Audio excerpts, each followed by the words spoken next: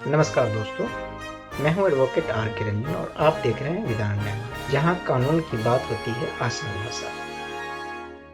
दोस्तों, कल्पना कीजिए आप बारिश से बचने के लिए ऑटो में बैठे और अचानक एक विशाल पेड़ की शाखा आपके ऊपर गिर जाए।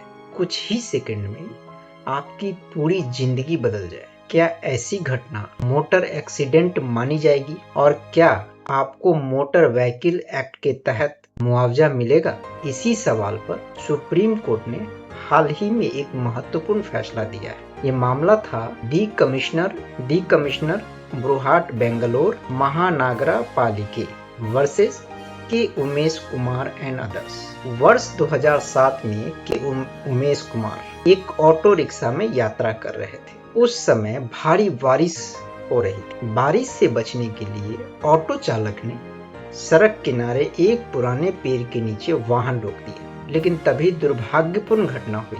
पेड़ की एक बड़ी शाखा टूटकर सीधे ऑटो पर गिर गई। इस हादसे में उमेश कुमार को इतनी गंभीर चोटें लगी कि वे शारीरिक रूप से विकलांग हो गए। उनका पूरा जीवन ही बदल गया।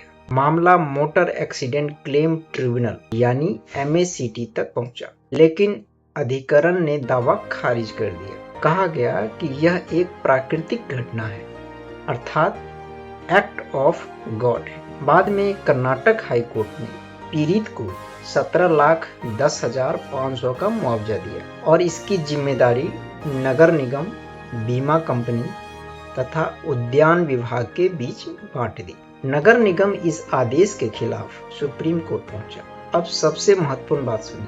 सुप्रीम कोर्ट ने कहा कि सिर्फ इसलिए कि कोई व्यक्ति दुर्घटना के समय वाहन में बैठा था, यह नहीं माना जा सकता कि दुर्घटना वाहन के उपयोग से उत्पन्न हुई है। इस मामले में दुर्घटना का वास्तविक कारण वाहन नहीं था, बल्कि पेड़ की शाखा का गिरना था। इसलिए यह मोटर व्हीकल्स एक्ट की धारा 166 के अंतर्गत एक सामान्य मोटर एक्सीडेंट नहीं माना जा सकता। यानी कानून के सिद्धांत के अनुसार नगर निगम पर मोटर एक्सीडेंट क्लेम की देयता नहीं डाली जा सकती थी। लेकिन कहानी यहीं खत्म नहीं होती। सुप्रीम कोर्ट ने यह भी देखा कि पीड़ित व्यक्ति को बेहद गंभीर और जीवन भर रहने वाली चोटें लगी।